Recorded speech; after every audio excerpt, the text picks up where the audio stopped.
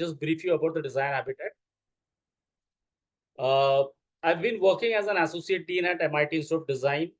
In fact, I was one of the founding members who started MIT Institute of Design way back in 2006. Uh, in my 25 plus years of experience in the education domain, I've been interacting. In fact, I've interacted with almost 10,000 students and parents across India. I've conducted more than 1,000 seminars and workshops across India, Middle East, SAARC countries, and Southeast Asian countries as well. So during this period, we found that there is a huge gap between aspirants who want to get into or switch into design as a career, but there was no platform available.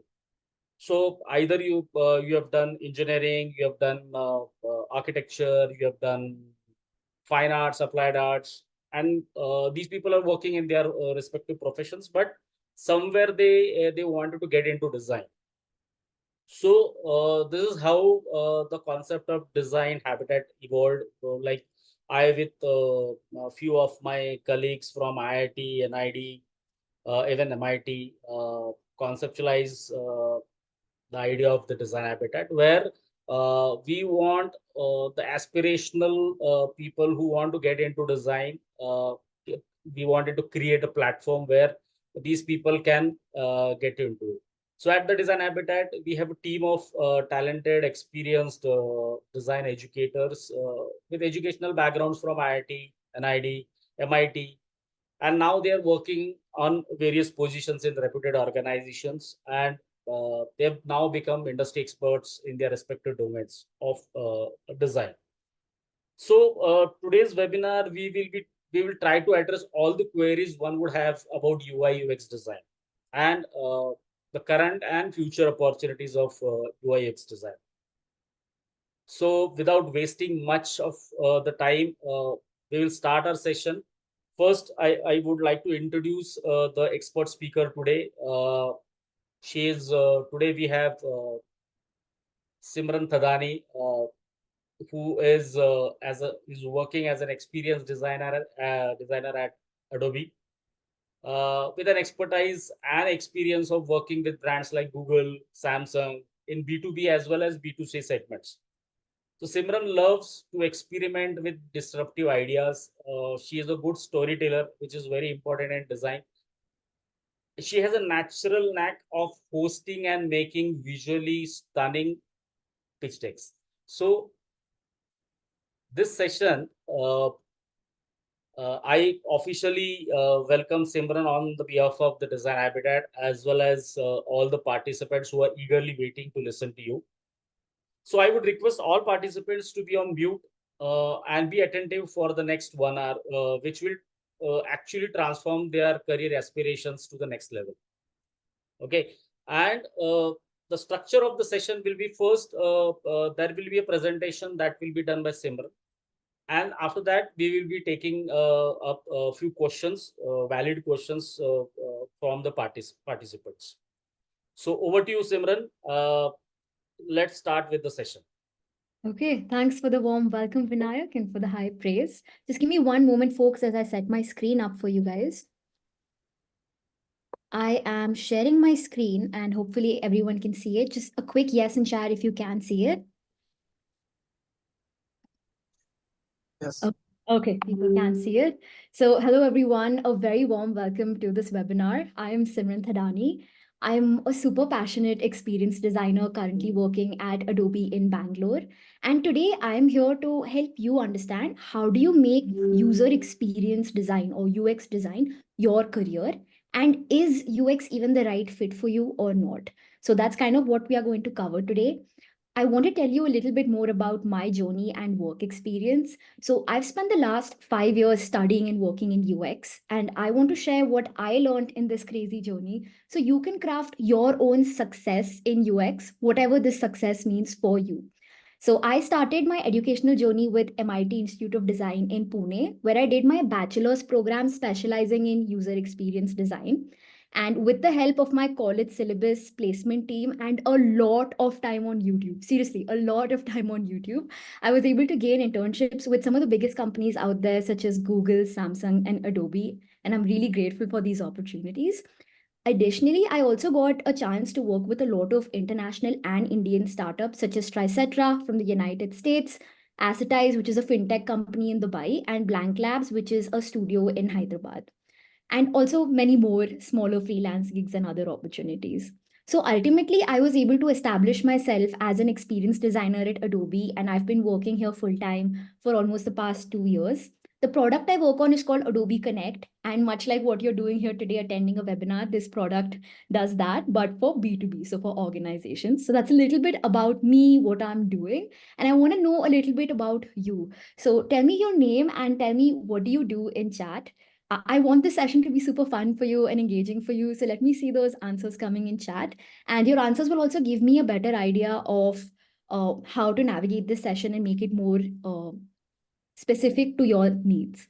Okay, so in chat, let me see your name and what do you do? Are you a student? Are you a working professional? Let's see some energy in chat. Let's make this super fun for all of us.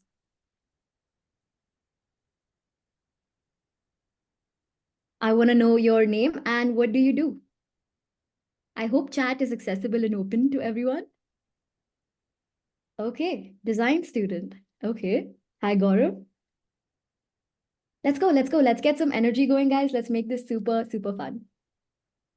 Okay. Brinda, engineering student. Ram, motion graphic product designer and product manager at Zoho. Shivani, undergraduate, studying UX. Got laid off looking for a new job, freelance fashion designer. Okay, awesome. Hi, Vinay. Hi, Krishna. Hi, everyone. Hi, Saranya. So thank you for introducing yourself. Thank you for letting me know what you're doing. This way I can make this session more specific to your needs. So let's get into it, okay? What can you expect from today's webinar? First of all, thank you for taking the time on a weekend to learn something new and level yourself up. I really appreciate all of you being here today, and I hope you learn something of value. So let's get into it. Here's what you can expect from today's webinar. First up, we'll be covering the basics of UX. So we'll talk about what user experience design is, what sets it apart from UI design, and we look at a basic outline of the UX design process. We look at some fun examples. This section might be a little basic for some of you who already know what UX is, but we'll try to keep it fun and quick. Then we'll move on to how do you make UX design your career and how do you grow? In this section, next we'll move on to section number 2, which is how do you know if UX design is meant for you, right? We'll help you figure out if you have the skills and the passion that's needed to start a career in UX design. And we'll also talk about what does the industry really expect from a junior UX designer. And then we'll discuss how do you make UX design your career, right? How do you grow? In this section, we'll try to give you practical tips on starting your design in UX. How do you build your portfolio? What do you put in your portfolio? And how do you really climb that career ladder, right? This part is about turning your interest in UX into action. And this is kind of going to be the main focus of the webinar. Finally, at the end, we will have a Q&A session. So please save all your questions for the end. We'll try to address as many of them as possible. And also remember that this webinar is not a crash course in UX design, okay? It's impossible to teach you UX design in 30 minutes or even 2 weeks, right? So don't have that expectation. Instead, this session is going to help you understand if UX is a good fit for you and how will you pursue a career in it, especially in the Indian context. Okay, we're good? All right. So before we get into the basics, I want to talk about this hype of UX design, right? UX design is this buzzword. And why is it this buzzword? Because of the money, right?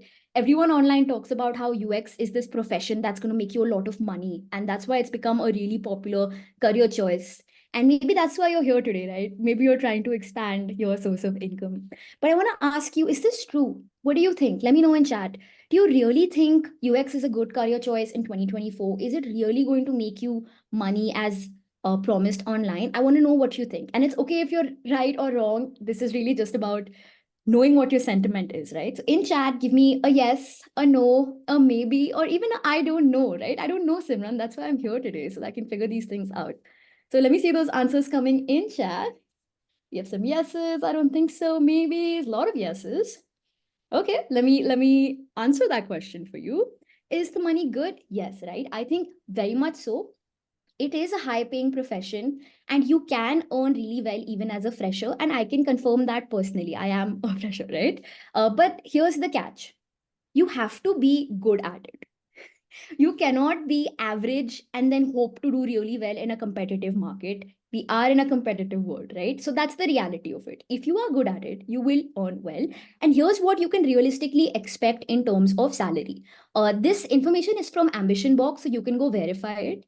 The average salary is 10.6 lakhs per annum, which I would say is pretty good when you're starting out, especially when you compare it to other non technical roles. For example, I have friends in advertising and other such domains who are not averaging anything close to this. So, in that sense, I would say this is a good option for you to explore because it is high paying. Now, if you look at this chart on the left side of your screen, you can see that it's a range, right? It starts from 3 lakh and goes all the way to 22 lakh. And that's quite a wide scale and it can be very confusing, right? Averages are just a general estimate. So you have to make sense of these trends and figure out how are you going to be on the higher side of the spectrum. So the answer to that is it really depends on the company. So you can see the chart on the right side and you can see the average salaries that they are paying. It's very obvious that FAANG companies like Meta, Amazon, Netflix, and Google are going to be paying you more, right? But it's not just about the company because in today's day, you also have a lot of emerging startups that pay almost equally well, if not the same. For example, I have a senior designer who's my friend who I personally know who earned more at his former startup than he does in his current corporate job. So there are opportunities out there. They're just influenced by a variety of factors. For example, it can be influenced by domain. There was a phase, right, almost 2 years back where the Web3 world exploded. Crypto and NFT was really booming. And all the UX designers who got into that space at that time made a lot of money, right? Remember that crypto NFT phase? But then as that fad uh, was figuring out where to go, it became a very risky domain. And maybe designers in that domain are earning that well or not earning that well. So it depends on the domain and the risks and advantages associated with your domain. And lastly, obviously, your skill level, right? So the four things that matter are your skill level, your domain, your company tier, and the general market sentiment about tech. But yes, there are opportunities. My conclusion that it is a well-paid job, it is a good industry to make money. And don't take my word for it, do your own research on salaries and set your own mental expectations because there's a lot of numbers out there, right? You will find statistics for everything. So you decide what's good and you decide what is high paying for you, what your definition is. And hopefully, after looking at these numbers and seeing a positive career path on UX, you're a little more motivated to learn about what is UX, right? And how do I start my career in it? Very simply put, UX is the quality of of the experience an end user has with a product, a service, a company, or a brand. And this is very easy for you to understand because you yourself are end users of multiple digital products as well as real products.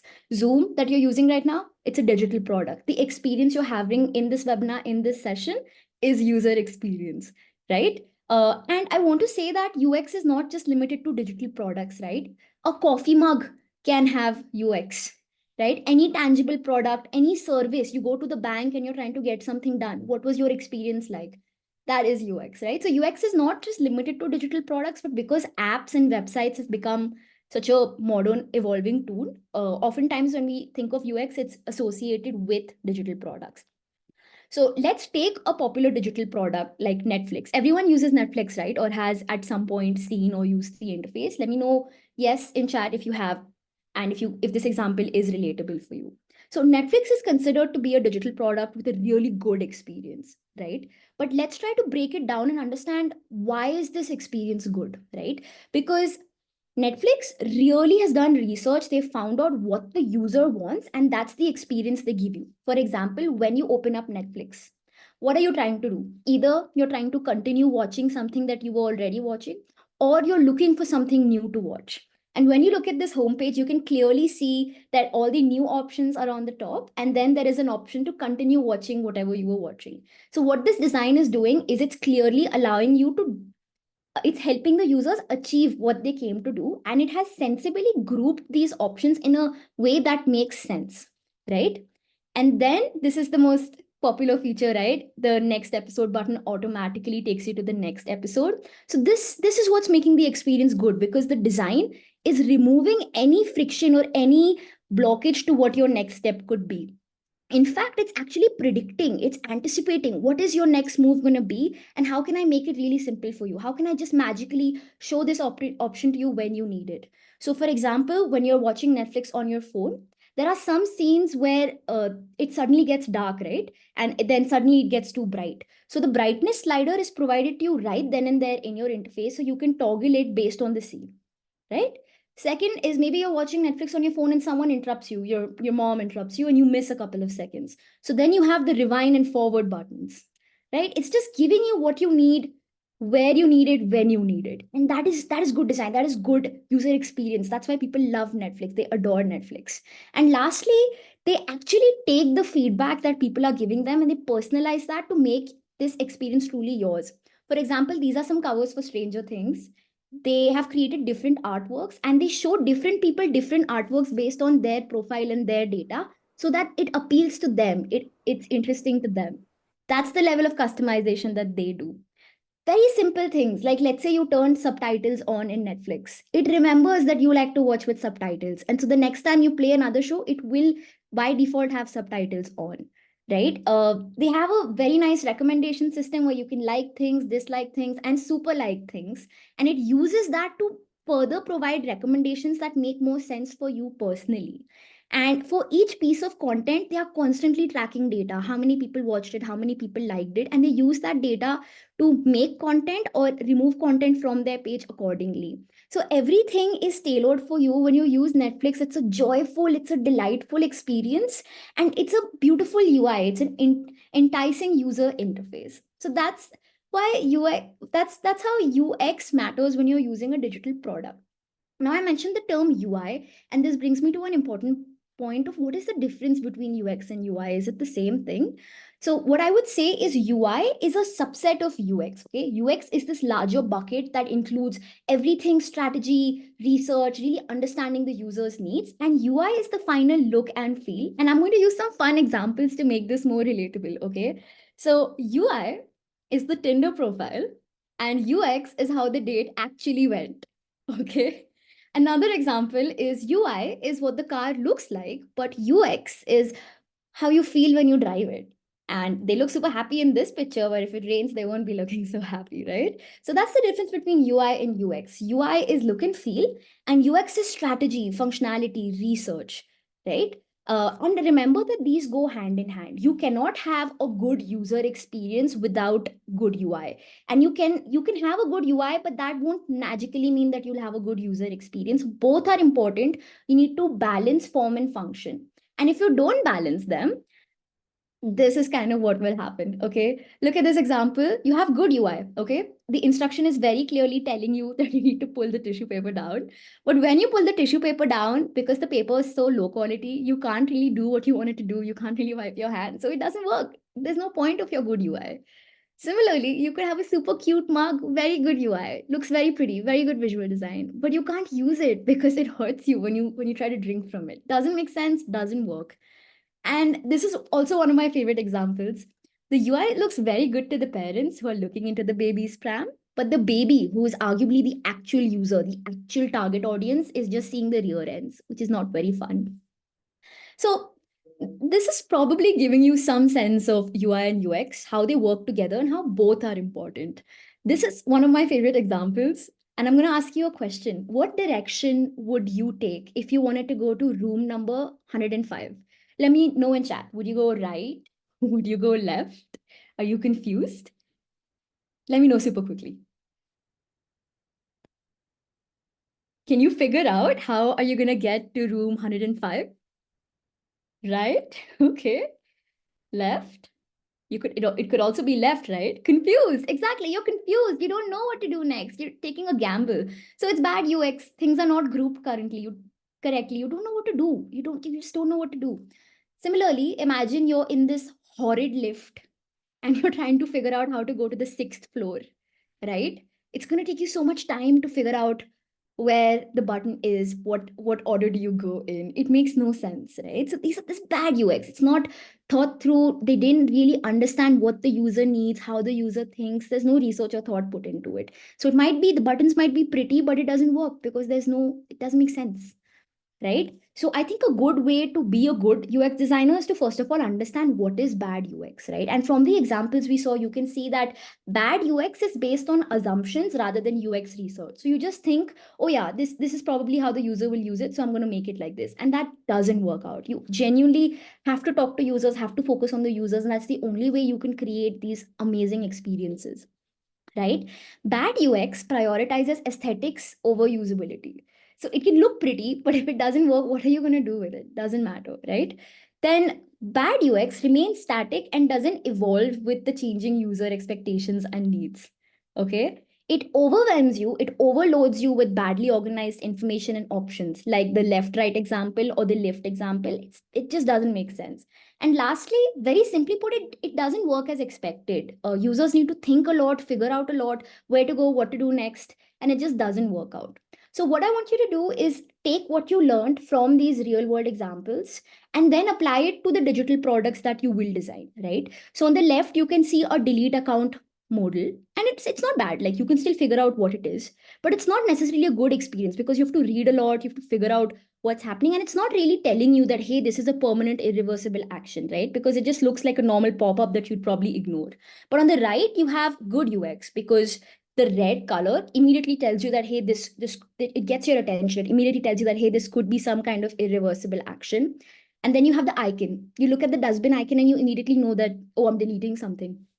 And then instead of reading some long piece of text, you're quickly seeing that, hey, profile, messages, photos, all gonna go super quickly. You're not reading, you're just scanning. And then lastly, you can see the delete account button is also in red, further highlighting that hierarchy, right? So very simply, you can use these broad concepts of whatever you learn. What is good design? What is bad design? And use it to make really good digital experiences, right? So what is UX?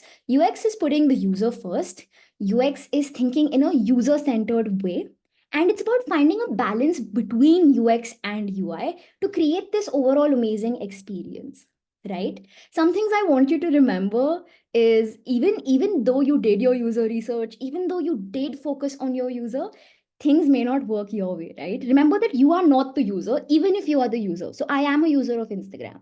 But when I'm designing for Instagram, I shouldn't run on the assumptions that of my usage, right? I still should go out, talk to users, and stop making assumptions. For example, image on the left, you can see that there's a path that's designed, okay? And the designer intended for you to take that path. But people don't really take that path. People take the diagonal because it's shorter, right? So people are not going to use the products you design the way you want them to. And that's not your fault, but this will happen sometimes. For example, look at the image on the right. You see three cat bowls, okay? And the whoever made this probably thought that three cats will be in their lane and eat nicely, but they don't. Cats do what cats want to do, right? Especially orange ones. So there are going to be times where even though you did your user research and made something nice, people don't use it as expected. So it's okay to make mistakes. This doesn't mean you're a bad designer. You just need to be really open to receiving feedback and changing things so that they can work better for your users. So don't be too hard on yourself. Just be super open to understanding what doesn't work and then fixing it. And why is UX important? And why is it like paying so well is because bad UX is bad business. Now you tell me, if you're in this webinar platform and the interface is really bad, the audio is really bad, you don't understand what I'm saying, you just it's just not working, you won't use this product, right? It's bad business. Nobody will buy this product. Secondly, we are in a world where there's a billion options for every particular thing. Like, look at OTT platforms. You have Netflix, Prime, Hotstar, Disney Plus, Z5, so many, so many. So having good UX helps you stand out. That's why Netflix is so popular, right? Because good UX is good business. Design is a strategic differentiator. If you provide an elevated, enhanced experience that's more delightful, people are going to choose your product, and that's going to be good business. So, as a UX designer, not only are you thinking about users, but you also have to think about business, and you have to balance the two needs, right? If the business wants you to do something bad, something that's bad for users, will you do it? No. Okay. No, there are no extremes. You need to find the balance between putting the user first and meeting the business needs at the same time. So that's a little bit about UX and UI and why it's important. There is a detailed process on how you do it, right? So how do you do UX? Like, okay, you gave us all these examples, but how do you actually make something and do something? There is a dedicated process called the user-centered process, and you can Google it online and find it. I don't think exploring this is in the scope of today's webinar, but I think Vinayak will tell you a little more about how this is covered in their course and program, right? So there is a process. This process is meant to guide you, where you basically empathize, you talk to people, you understand the user need, you understand the business need, you then define that need. So whatever you understood from your research, define it, define the problem, then ideate. Come up with multiple solutions on how you could solve it, focusing on maybe different target audiences, and then prototype it, make it. Maybe you start with a rough sketch called a low fidelity. Then you improve it a little bit called a medium fidelity. Then you make it into a very nice final design called a high fidelity. And then you prototype it. What is prototype? Something you can click and use, like a real app, like a fictitious depiction of a app. You design it and then you test it. When you test it, you figure out that users are not really using it as you expected, right? Users could behave like those cats in the example we just saw. So this is the basic process, and if you want to learn more about this process, a simple Google search will help you out. And that's about that. So now I want you to pause, okay, and I want you to think, based on everything that I've just told you, do you think UX is the right fit for you, and is UX meant for you? And I'm going to guide you through some pointers so you can make this decision for yourself. Starting with, are you naturally curious? And you know what? Let's make this fun. So for each of these pointers, give yourself 1 point. Okay? Give yourself 1 point for each of these pointers that you can relate to. So starting with, are you naturally curious? Do you want to know more about people and how things work? Are you able to empathize with users, understanding their needs, their motivations, their pain points? Do you like talking? Do you like interviewing people? Are you good with people? That's one, right? If you can relate to that, give yourself a point. Two, are you observant? Right? Because it's very important in UX design to have a visual sense. You don't have to be an artist, okay? You don't have to draw these amazing things, but you have to have a visual sense. You have to have an eye for aesthetics. Maybe you look at a logo and you can identify it, right? Do you have this eye for visual harmony, balance, typography, colors? Do you like all this? Do you understand all this? Okay. And even if you don't, these are skills you can build on. I'm just giving you a blueprint of what you need to start with. Three, strong analytical and research skills, right? So in that Netflix example, everything they do, they are collecting data and then making a decision based on that data. So is that something you will be comfortable doing? Is that something you will enjoy? Conducting research, getting a lot of data, articulating insights from that data, really going into the depth of things, reading, not just surface level things, but genuinely reading. So do you think you enjoy strong analysis? Do you think you enjoy research skills and have that need to want to go into depths? If that's true, give yourself a point.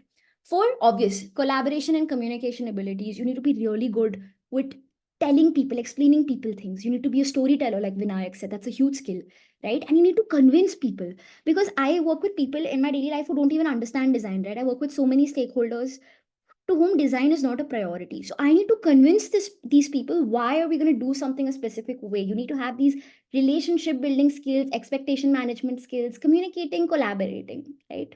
You don't have to be an extrovert, okay? You can be an introvert, but you need to know how to communicate and get things done and convince people. Okay, so if that's relatable, do four. Give yourself a point for four. Okay, then five. Are you a problem solver? Right? Can you think of multiple ways to solve something? And it doesn't have to be about apps, just in your life when you face a problem. Do you rapidly think of solutions and plan different ways to solve it and fix it? If that's true, give yourself a point. And six, uh, adaptability and continuous learning. Okay, so see, UX is in the tech field, and tech is constantly evolving, right? So there are going to be new things, like AI has come and it's shaken everything up. So are you willing to continuously learn new tools? Like today we have Figma, which is a very popular tool for visual design and more. Okay, but maybe in the future there'll be some other tools. So are you very open to constantly learning new tools, learning about new tech, constantly learning new things and growing? If this is something you enjoy, then this is for you. Okay. Seven, are you open to feedback? Like I just said this, right? You will make mistakes. There is no concept of a perfect design. You will make mistakes. So are you open to taking feedback, not taking it personally, and actually implementing that feedback in a way that's beneficial to your clients or users. If you think you can take feedback without getting too personal about it, give yourself a point. And the last thing, passion, right? Just a general sense, whatever आपने जितना भी सुना है इस webinar में, आपको ये interesting लग रहा है? Do you feel excited? Or if you've already researched on this topic, is this something you have fun doing? Because personally, when I was studying UX, I had fun.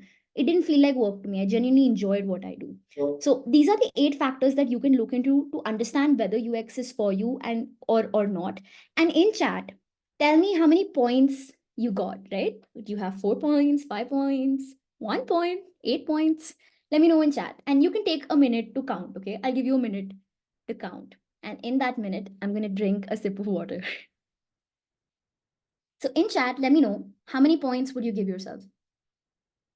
5. Okay, Aman, that's very good. Let me see those answers coming. Don't be shy. No one's going to refer to this chat at the end of the session. 7, 6. These are really good numbers. So you guys are definitely fit for UX. But what if you got a 1 or a 2, right? That doesn't mean you're not going to be good at UX. It just means you're going to have to put in a little bit of extra effort. And if you're okay with that, go for it. But this is just a general blueprint for you to understand whether this is meant for you or not. Okay, seeing a lot of 8s there. Vinu, Gaurav, good stuff, folks. Just one moment.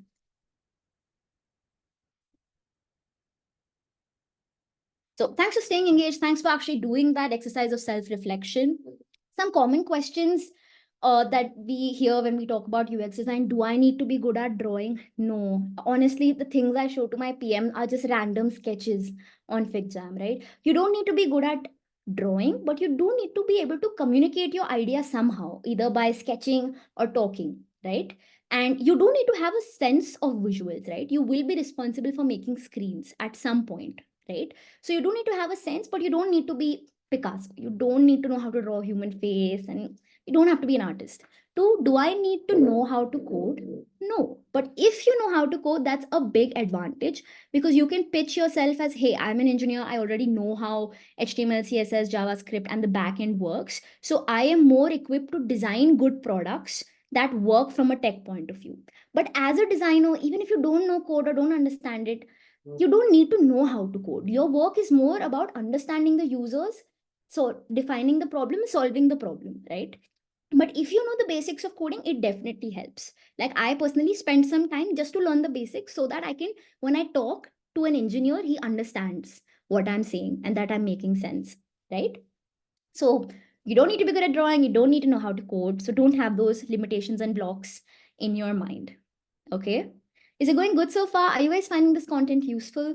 Is there anything specific you would want me to get into in what was discussed so far?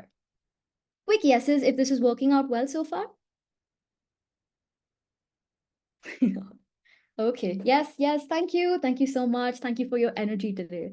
So now we're going to go into section 3, which is how to make it your career and how to grow, right? And I'm going to give you a little bit of a reality check here. When we started the webinar, we spoke about how UX has become this buzzword because it makes you money, right? Now, the other reason, the second reason it's popular is because it's skill-based. You don't necessarily need to have a degree in order to practice UX design. So there's no barrier to entry, right? It's very easy for you to switch from another career and start out as a junior UX designer. But because there is no barrier to entry, we have an influx of people getting into UX design.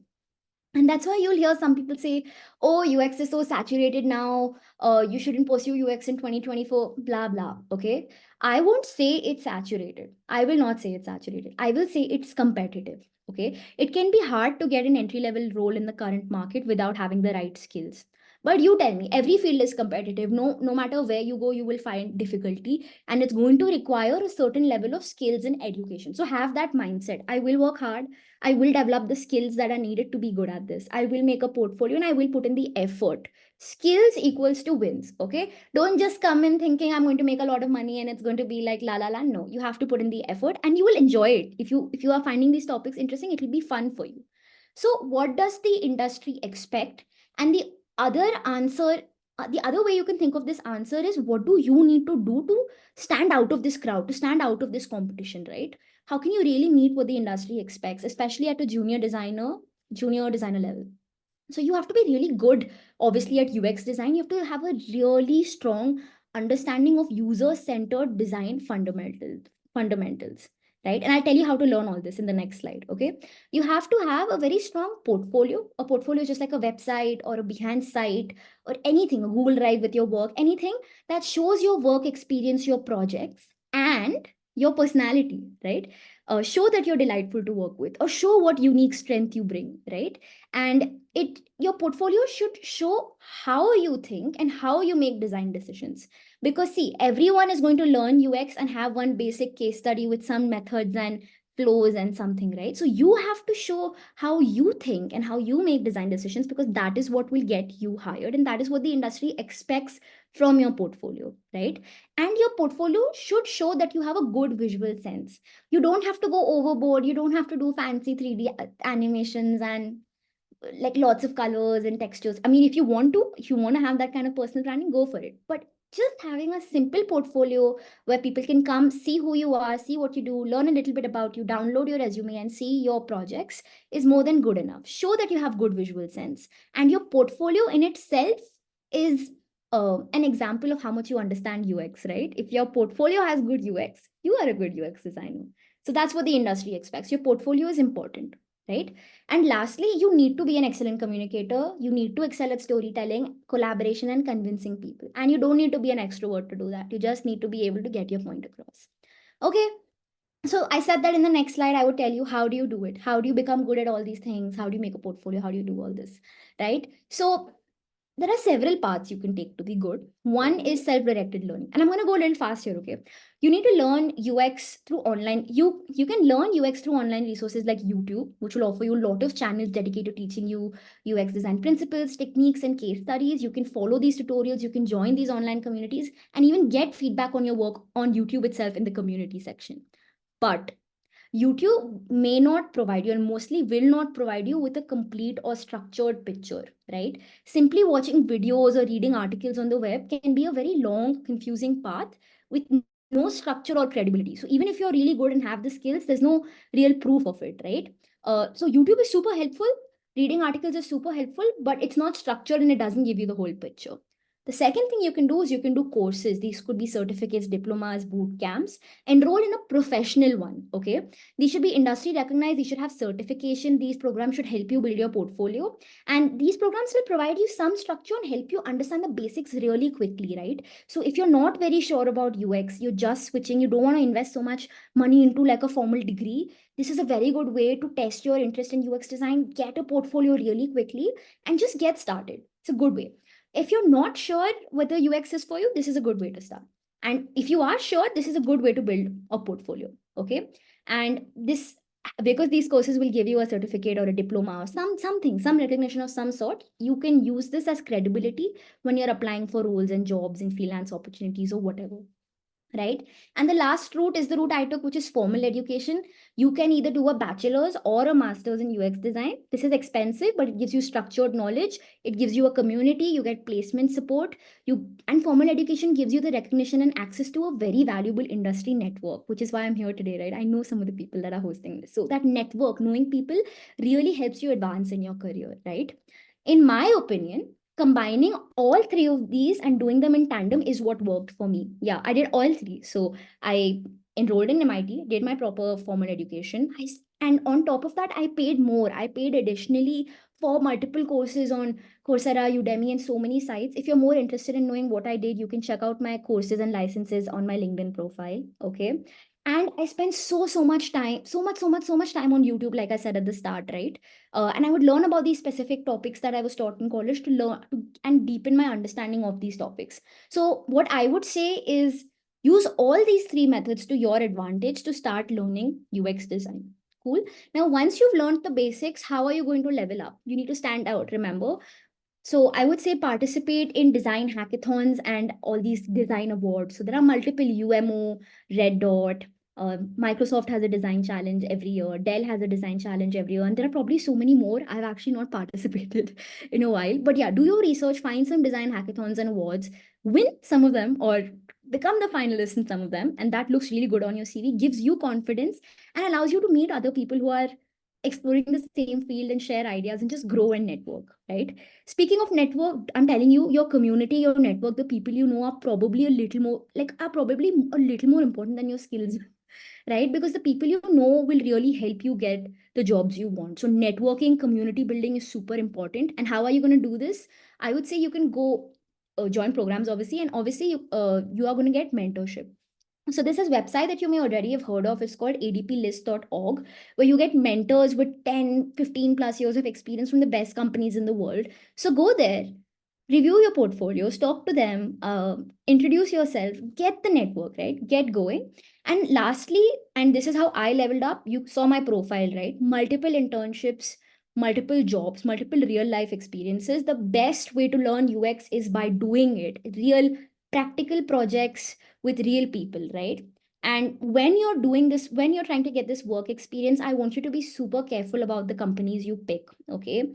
Avoid the red flags, don't get exploited. I'm going to tell you what to look for to figure out if the company is good for you or not, or good for you or not. Cool.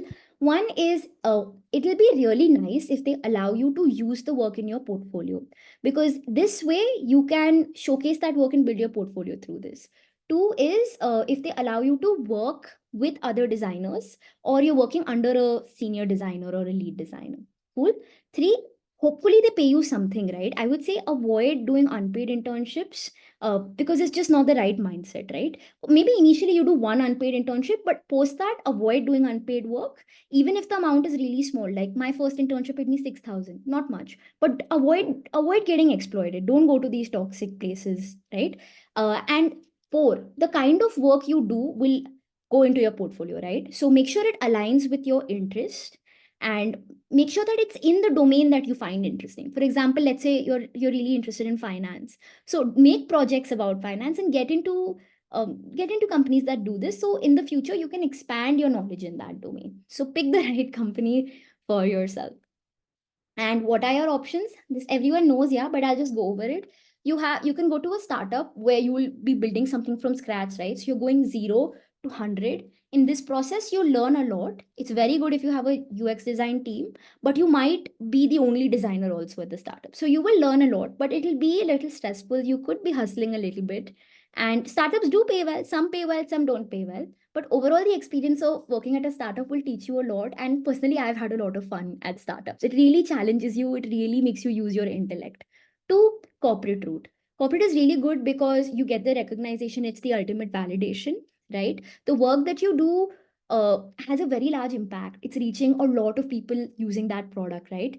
The impact is in thousands, right? So you get that impact, you get that exposure, you get work life balance, you get good money, you get security, you have a secure job, right? And everyone knows the benefits of a corporate job, the perks and the lifestyle and the people you meet, right? Arguably, the best thing about working at any of these companies is the people you meet and the network you build. So that's your experience at corporate. Things at corporate sometimes can be a little slow depending on your team, depending on how old your product is. So if you're really into fast paced work, go for a startup. If you're okay taking your time, being a little slow, you can go into corporate. Then you have studios, right? So what is the basic difference? Startups and corporate, you're probably working on one product or one set of features or one specific thing, one specific domain, right? In a studio, they'll give you a different client every few months. So you'll be exploring a lot of different domains, working with a lot of different clients, learning to deal with deadlines, learning how to scope your work. So that's the kind of offering studios offer you. From what I've understood, they don't pay really well, but some pay really well. So you can explore this option if you're hoping to learn a lot, if you don't know what domain you're interested in, and you're just trying to figure it out. Cool. Then you have freelancing. So you can you can just find clients online and try your luck with a website or a small UX app and see where that goes. And lastly, consulting. Consulting could be anything, right? You're just the idea man. So you look at somebody's product and you give them advice. You tell them what's good, you tell them what's bad, you give them ideas on how they can level things up. And consulting is super fun if you don't like visual design, right? If you don't want to make screens and you are smart, you are strategic, but you don't really necessarily want to do the work, you just want to give your ideas. Then consulting is super fun. Personally, for me, I think I've never tried a studio, but I think startups, corporate consulting, and freelancing is fun. My problem with freelancing is there's no job security, and sometimes the clients can be really rude. You can face a lot of challenges. They can expect you to do something that was not formally defined. There can be payment issues. So this is the reality. So based on all this information that I've given you, please choose wisely. And I would say try everything. Like I regret not trying a studio, right? Try everything, figure out what's meant for you. Where to look? How do you get these opportunities?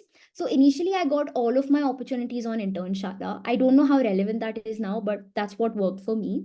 Earlier I used to use Upwork a lot and it gave me good references, but nowadays I don't really see Upwork working out for me, but you can give it a shot.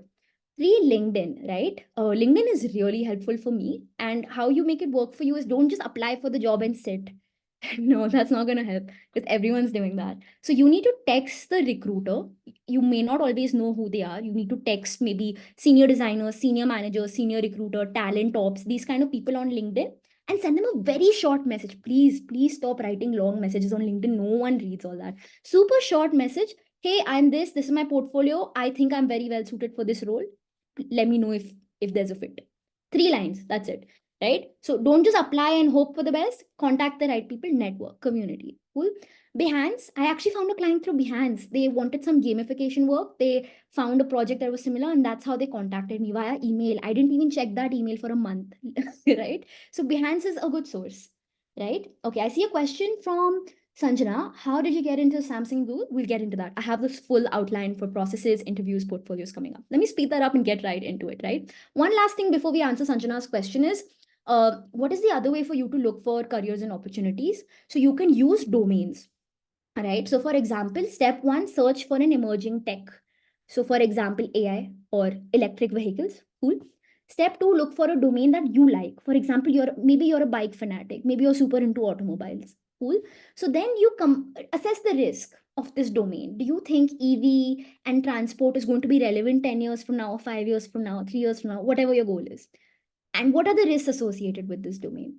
Use the combined knowledge from these 3 steps to then build your portfolio project, right? So if I'm into electric vehicles, I'm into automobile, and I think EV is going to be relevant for the next 10 years, then maybe I can make a project that is an interface for a electric scooty. That could be my portfolio project, and that's what could get me hired in Ather or other EV companies. So you could even do the interface for a racing bike, right? Doesn't have to just be EV, but whatever your interest is, merge it with tech. Check out different domains. It could be fintech, cloud, wearables, watches, smartwatches, whatever it is. There's a lot to explore. So focus on what you genuinely like. Okay. General domains. There's B2B and there's B2C. B2C is business to consumer. Okay. So kind of what Vinayak is doing. He's a business and you guys are consumers. Cool. And B2B is business to business. So there is a business. Maybe they sell an inventory management product to another business. Now, the difference is B2B has very little room for failure, okay? Because they have really big clients. One client is bringing in $1 million. You cannot mess it up. There's very little room for experimentation. But if you're in B2C, there is more room to experiment because even if you lose 1 or 2 clients, you still have 2 lakh other clients, right? So B2B can be a little restrictive and your design processes and way of thinking is very enterprise and slightly limiting because of this. B2C, you can explore more, you can do more delightful things. So that's the basic difference. In both, you will be making database decisions. But in B2C, delight is more of a factor. So an app like Duolingo, they do so many little things, animations, micro animations, gamification, that really make you love the product, right? When you look at a B2B table, I mean, B2B product, it's probably just a table and a button. And they don't want to do anything more. So because they really want to keep it simple and they have security constraints and delight is not a factor. So you figure what you find more interesting. And again, complexity. So both products, B2C and B2B, can be complex. I feel like B2B products face a little more complexity from what I've experienced, but this completely depends on the domain, right? So this is a little bit about B2C and B2B. And there are many other million and one other domains and ways of exchanging D2C, B2G, whatever. I leave that up to you to go and explore. Now, coming on to Sanjana's question, how did I get into Google and Samsung? There's a very general process. So obviously you find a role, you apply for it using your resume, and you send your portfolio in at the same time. There is a selection process that evaluates both your resume and portfolio, and then there will be an interview round. Okay.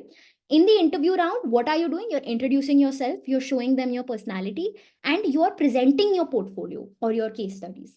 Cool. They'll ask you some technical questions to understand whether you whether you really get UX design or are you just impersonating. Cool.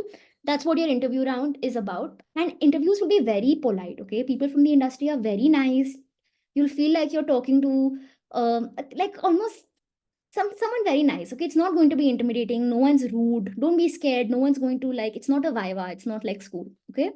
Then you may have a design task. Okay, so for Google, Sanjana, they gave us a design task, and you had 24 or 48 hours to solve this design task. And in your interview, this design task is what you had to present and talk about, and that's how they evaluated your skills. Cool. So you can look into design tasks online.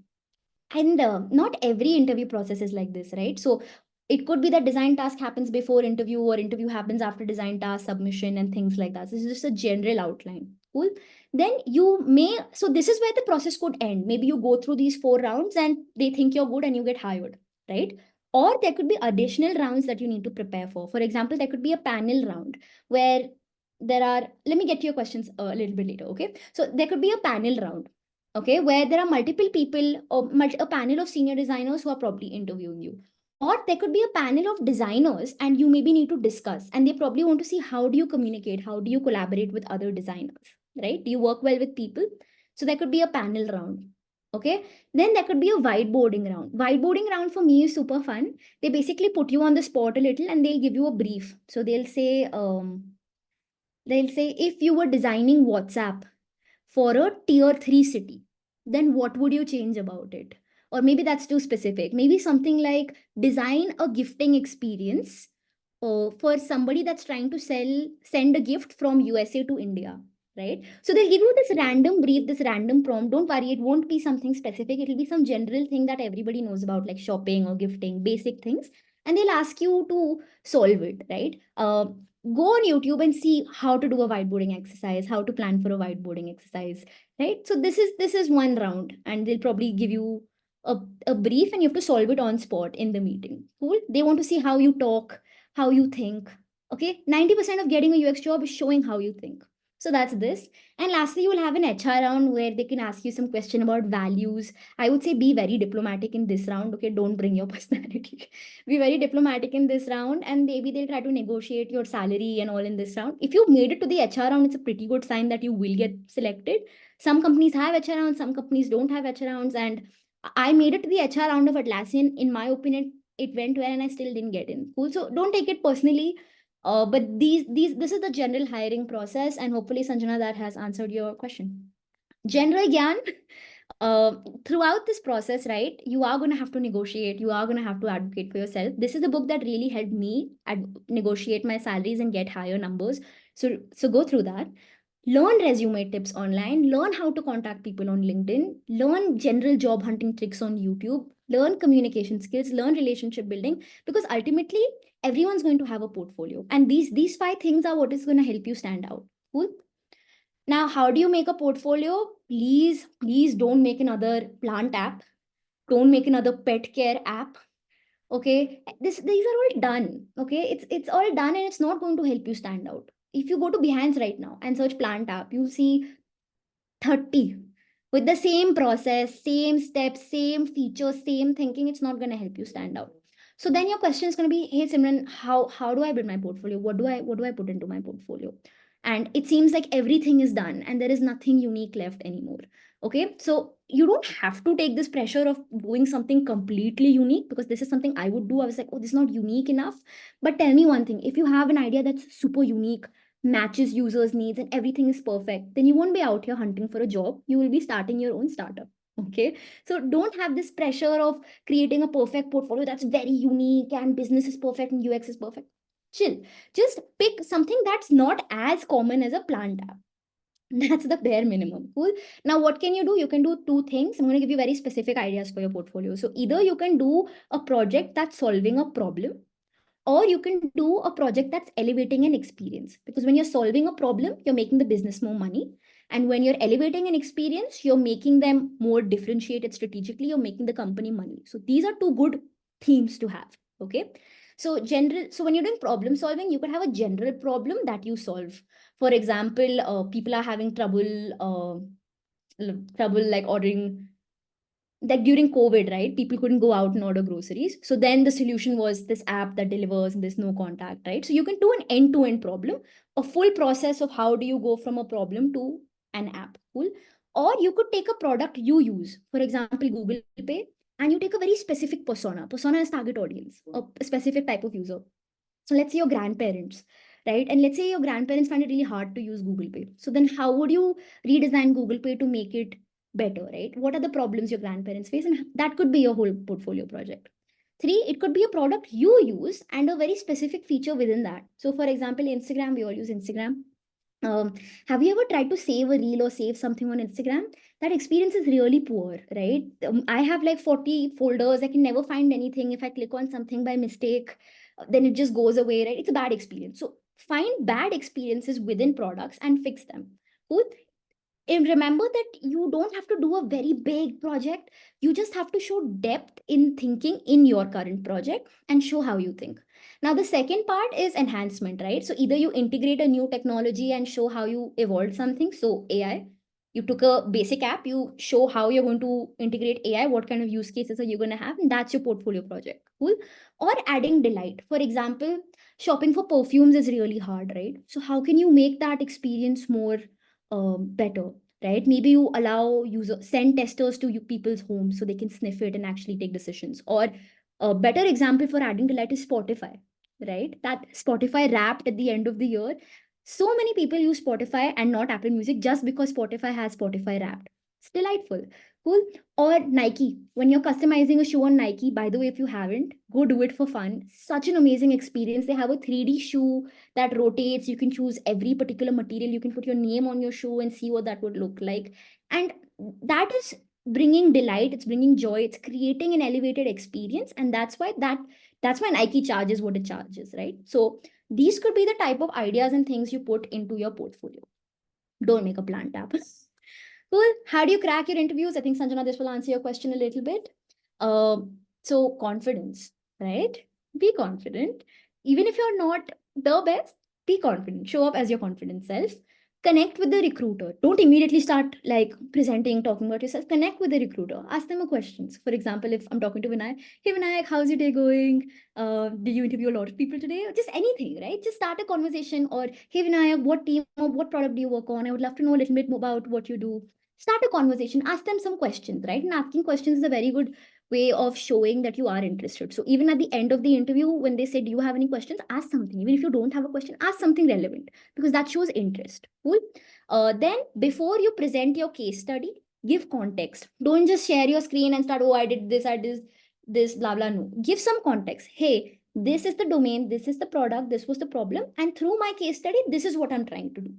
Then start presenting whatever processes and methods you did. Cool.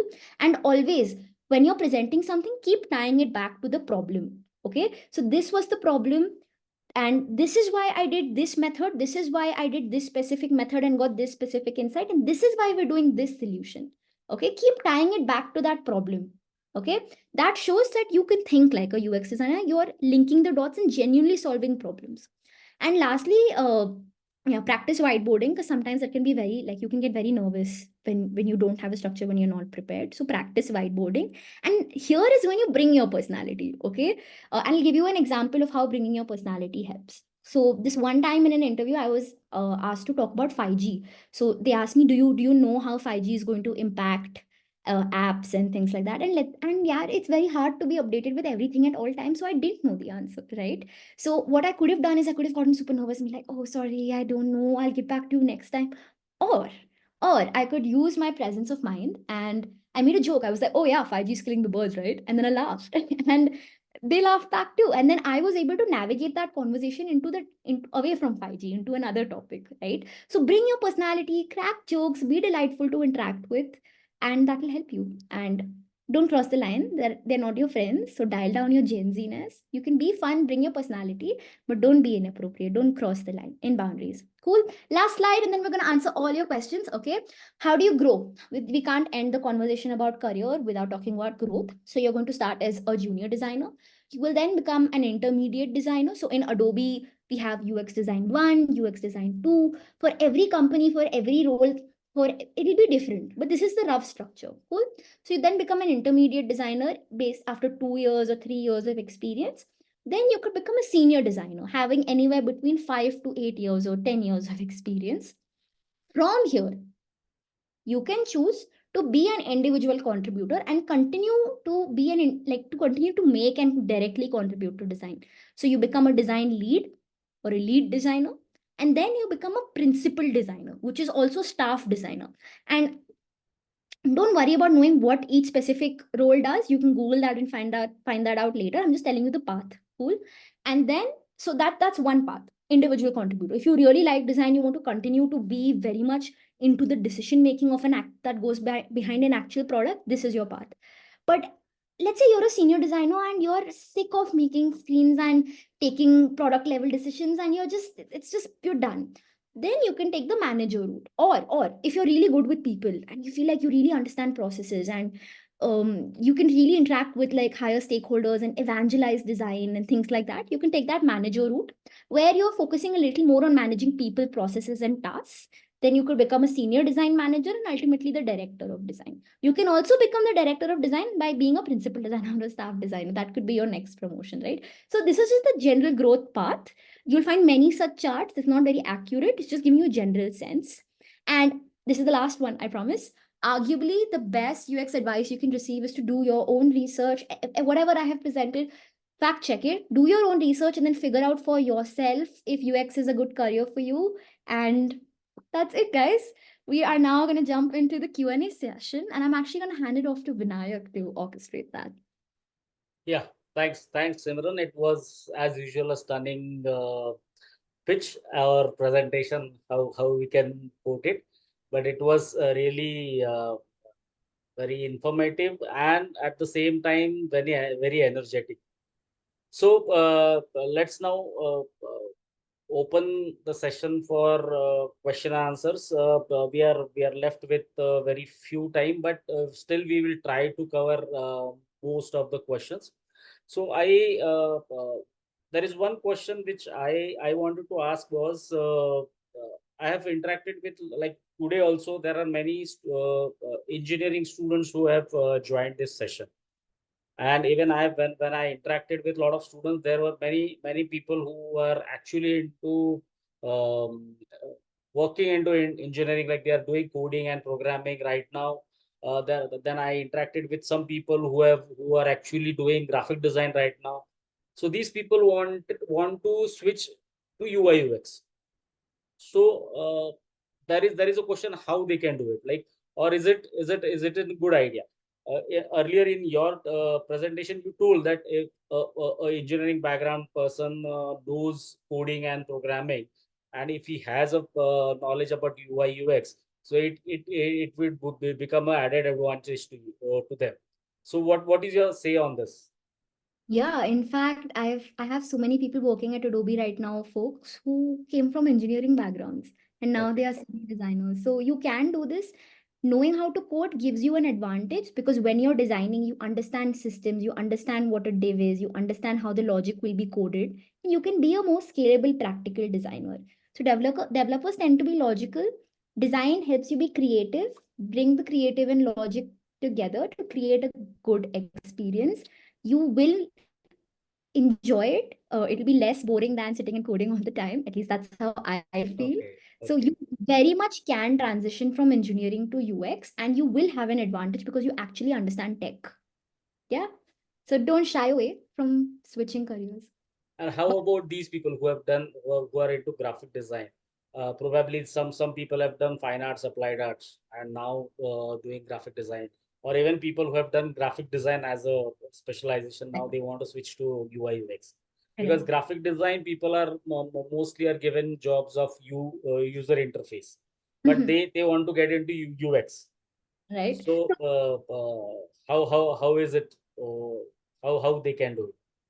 Okay. So if you're transitioning from graphic to UX, it's probably because you realize that graphic design roles aren't paying well, or it's not, it's just social media posts and you probably wanted to do branding or something like that, right? So transitioning from graphic to UX, you're already at an advantage because you know design tools. You're probably good with Illustrator, good with Photoshop, have a visual sense. You have those benefits. You are already identifying yourself as a creative person. Same for arts, fine arts, right? You already are identifying yourself as a creative person, someone that has a knack for visuals, right? Someone that is very observant, very curious about the world, sees the world with a different lens. Cool. So you are a creative person. You are seeing yourself as a problem solver already. So you definitely can switch into UX if it's more lucrative, right? Art, it can be difficult to make a career in arts, right? So you can switch into UX to make some more money, but don't give up your passion for your arts, right? Keep pursuing that.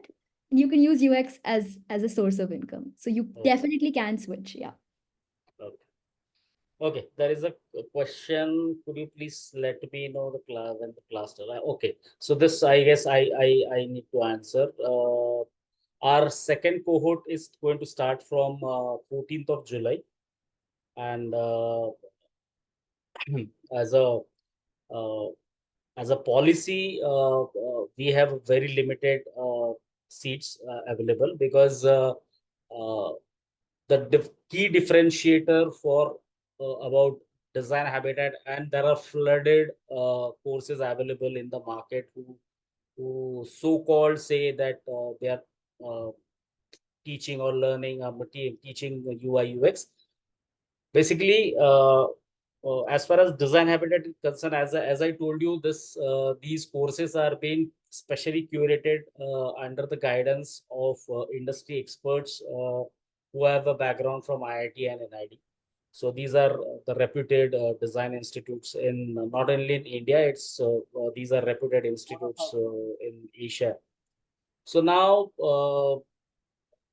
as far as the course which we are offering is starting, like the key important point is first is the specially curated curriculum.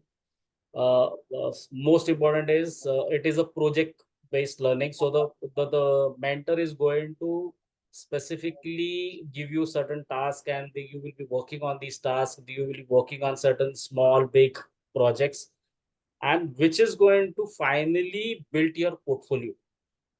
So it's not only about lecturing. It is going to be a practical oriented activity where you actually will start brainstorming with your colleagues. There will be certain projects which you will be handling individually.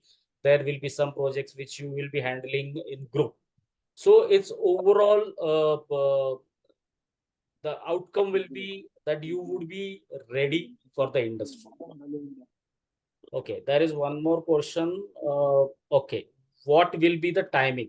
So basically, the main teaching learning that will happen on weekends, that is on Saturday and Sunday, and there will be special sessions and master classes again like these, which will be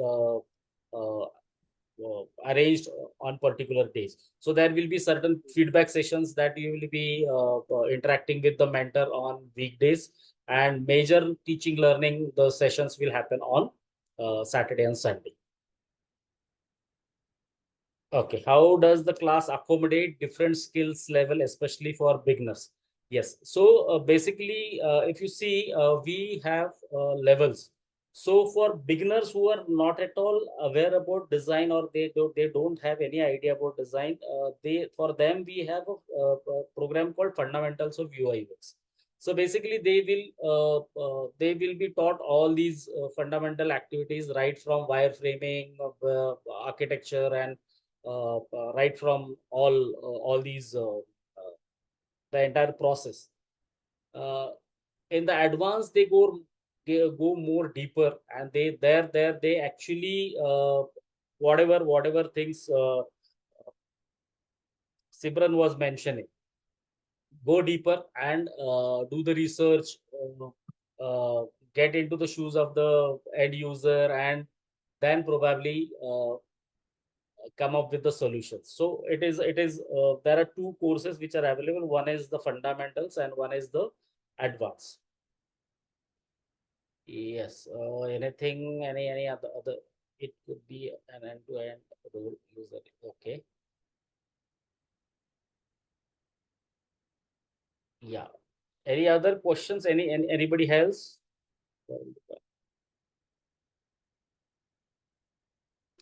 Okay, there is a question asked by Bhumika that do you need a degree to get into UI UX?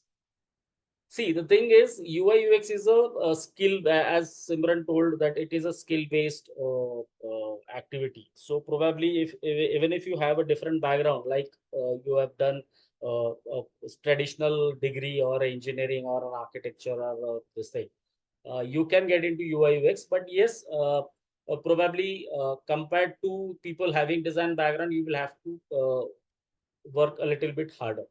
Am I right, Simran? Okay. Oh, I believe I was on mute. I was saying, could you repeat that question for me? I was trying to answer Yeah, you. there was a question that do I really need a degree to get into UI UX, or I can do just online courses and learn from YouTube. Mhm. YouTube again, yes, as Simran told that these are a very scattered way of learning. But if you do a proper course where there will be accountability of teaching learning, that is very important. So where you will be interacting directly with the mentor will be giving you feedbacks, you will be showing your work, getting inputs on your work, and probably develop your skills. That would help. Okay. UI designer and UX designer are separate jobs or not? Yeah, I've answered that one in chat for you. So it could be an end-to-end role. So you could be a UX designer, and that means you do everything, right? So you do research, you do defining, you do ideation, you make the design, and you are testing it and then shipping it off to developers to make it. Or Okay. you could choose a very specific role. You Hmm. could choose to just be a UI designer and only make screens. Okay. But be careful because UI is the part that could get replaced by AI, right? So you can be just a UI designer or you can be a UX designer that does everything. There are also other specialities. Okay.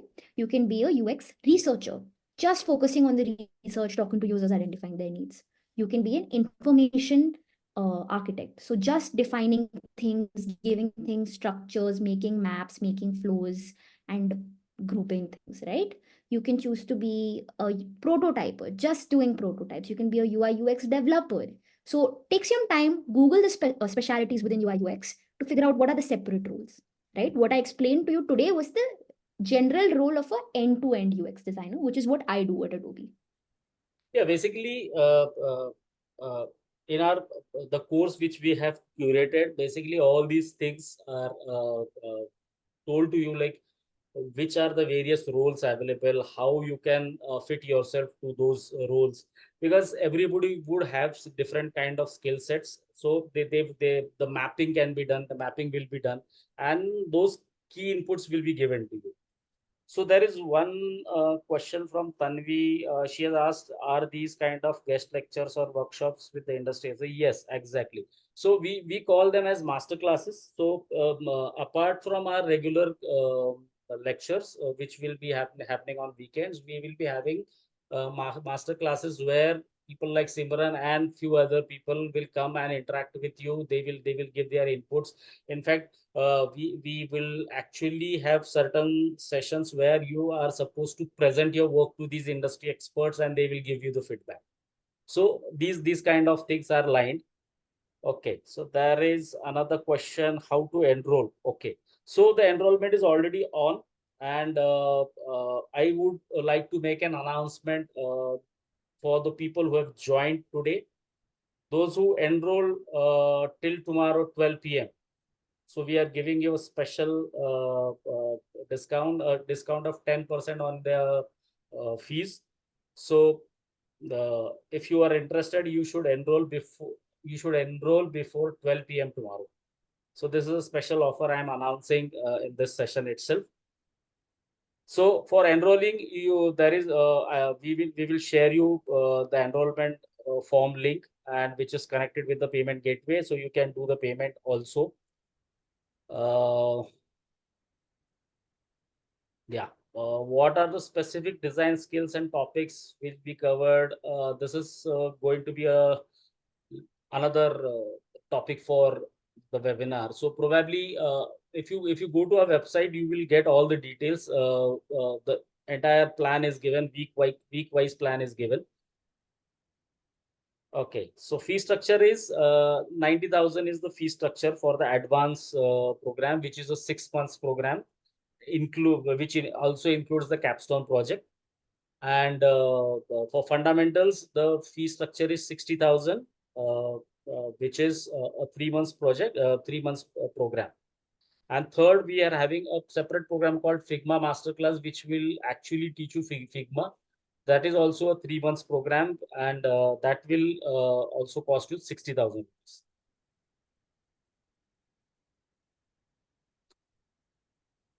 Okay, so I guess most of the questions are already addressed.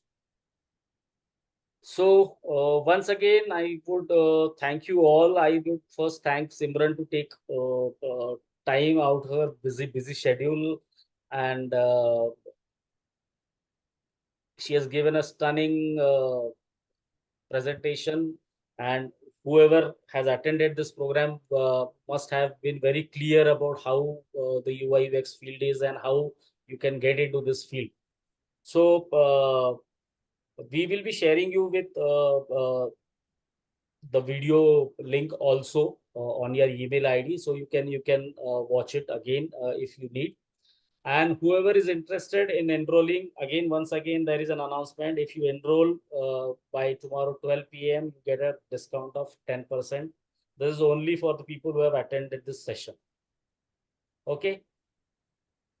So I'm so sorry if there Yeah. was any question in chat that was not answered. I've tried my best to type an answer out for you. In case you weren't able to get the answer to what you wanted, or you have some other questions, feel free to get in touch with me. I'm sharing my LinkedIn on the top right of the screen somewhere. So feel free to get in touch with me. And thank you for staying till the end. I commend um, your energy to actually stay and level yourself up on a weekend. You could be out having dinner partying, but you chose to be here and upskill yourself. So thank you. And I wish you all the very best in your UX design journey. Thank you all. Thank you all for joining on Sunday evening, which is normally a weekend mode for everybody. So once again, we will be coming up with a few more such similar kind of events for you. So similar kind of industry experts will come and interact with you. So once again, whoever is interested, please enroll yourself by tomorrow 12 p.m. so that you can avail that 10% discount. For your information, the cohort 2, which is going to start on 14th of July, there currently, as per our capacity intake, only 7 seats are available. So probably you should hurry up and complete your registration by tomorrow 12 p.m. itself. Okay, thanks a lot. Thanks a lot for joining. Thank you, everyone. Have an amazing rest of the Sunday, and bye bye.